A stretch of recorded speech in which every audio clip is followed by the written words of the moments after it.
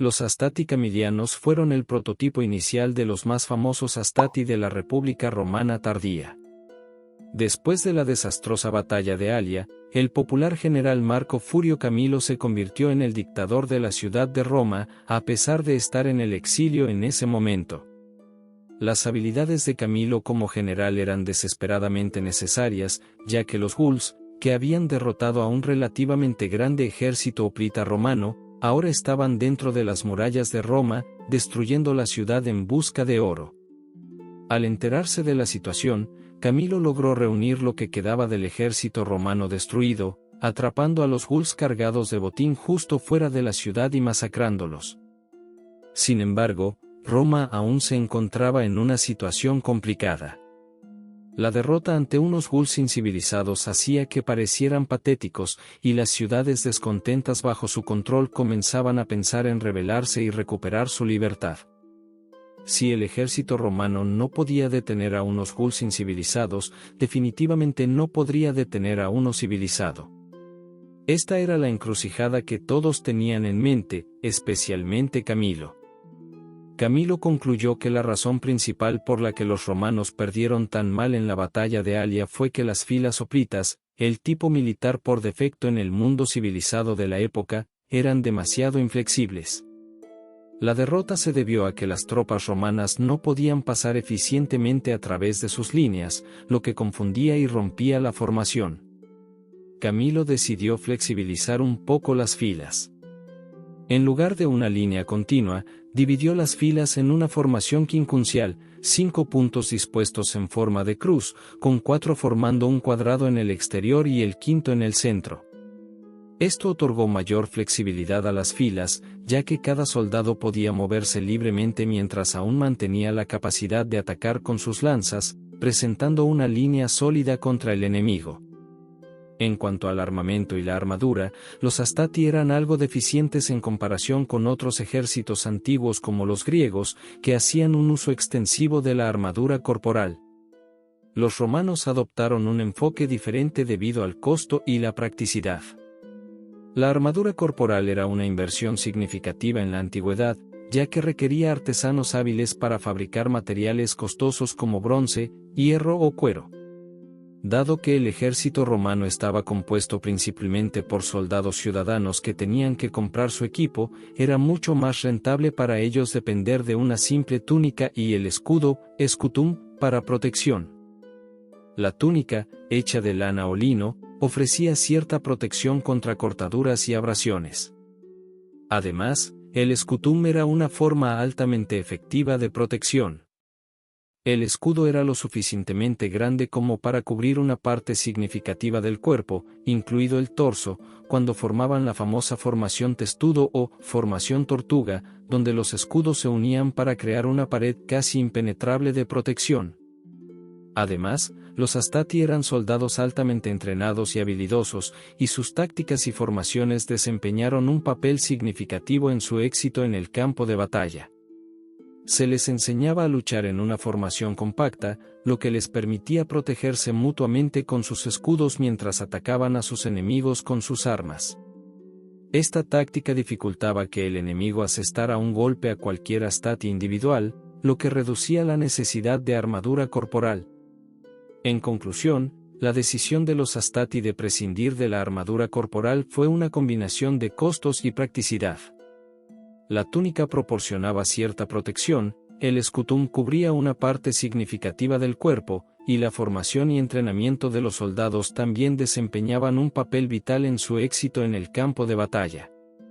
Los romanos comprendieron que la mejor armadura a menudo es una combinación de practicidad y entrenamiento, y los Astati son un ejemplo destacado de este principio. Hablando de escudos, el escudo scutum utilizado por los Astati romanos durante el período republicano temprano era un gran escudo rectangular hecho de madera y cubierto con capas de piel de animal. Este diseño fue una mejora respecto al escudo oplon utilizado por los griegos y otros pueblos mediterráneos. Existe cierto debate entre los historiadores sobre si los romanos pasaron directamente del escudo oplon al escudo rectangular scutum, o si hubo un paso intermedio con un escudo ovalado u oblongo.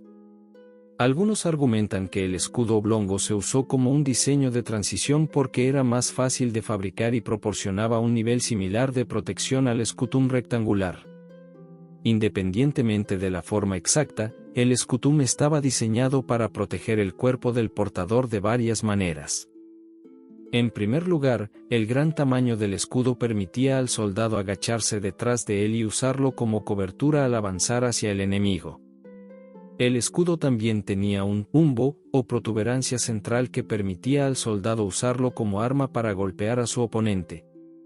El humbo también se podía usar para desviar golpes de las armas enemigas, proporcionando protección adicional al portador. Además, el escutum estaba cubierto con capas de piel de animal que lo hacían más resistente a flechas y otros proyectiles. A pesar de la falta de armadura corporal, un elemento que los Astati sí tenían era un casco. El casco de bronce usado por los Astati romanos era una pieza vital de equipo protector. Era la única parte del cuerpo que quedaba expuesta y también era el principal objetivo durante un ataque.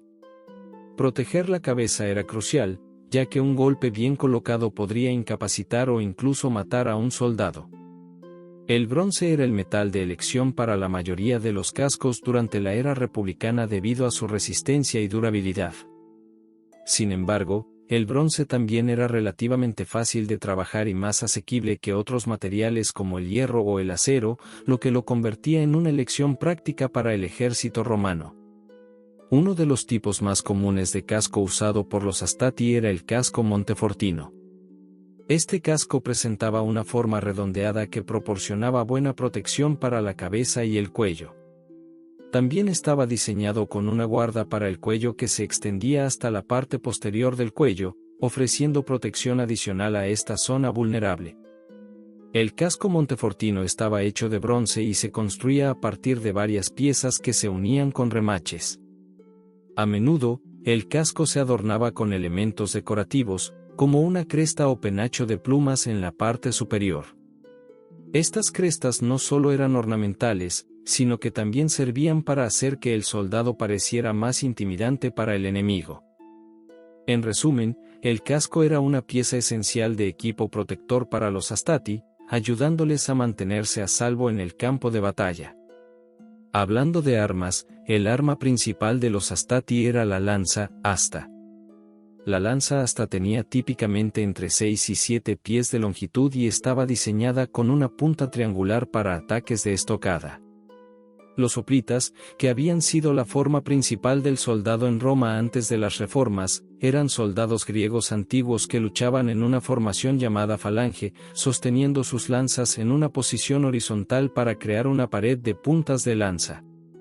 Aunque existe cierto debate entre los académicos, se asume generalmente que los Astati, que luchaban en una formación similar, también sostendrían sus lanzas en posición horizontal. Esta suposición se basa en varios factores, como las descripciones de tácticas militares romanas por historiadores antiguos como Polibio y Livio, así como representaciones visuales de soldados romanos en obras de arte y otras fuentes visuales. Además, el uso de técnicas de lanza sobre el brazo era común entre otras culturas antiguas del Mediterráneo, por lo que es razonable asumir que los romanos también usarían esta técnica.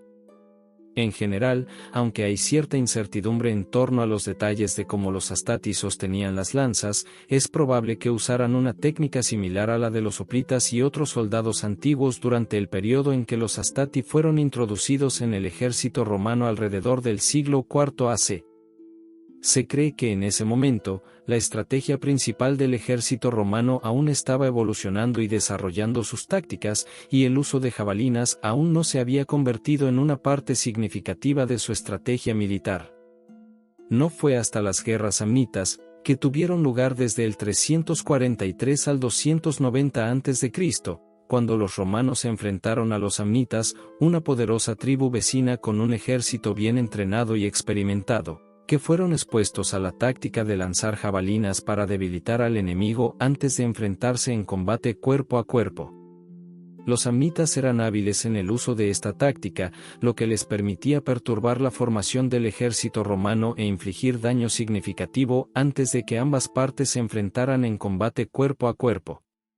Como resultado de sus experiencias en las guerras samnitas, los romanos comenzaron a incorporar el uso de jabalinas en su estrategia militar.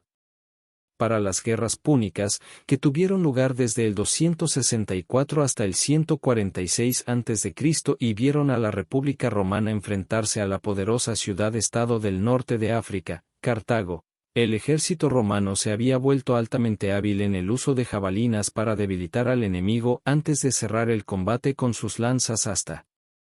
En resumen, aunque los Astati pueden no haber utilizado inicialmente jabalinas en sus primeros años, la naturaleza en evolución de las tácticas militares romanas y su exposición a nuevas tácticas enemigas contribuyeron a dar forma y refinar su estrategia con el tiempo.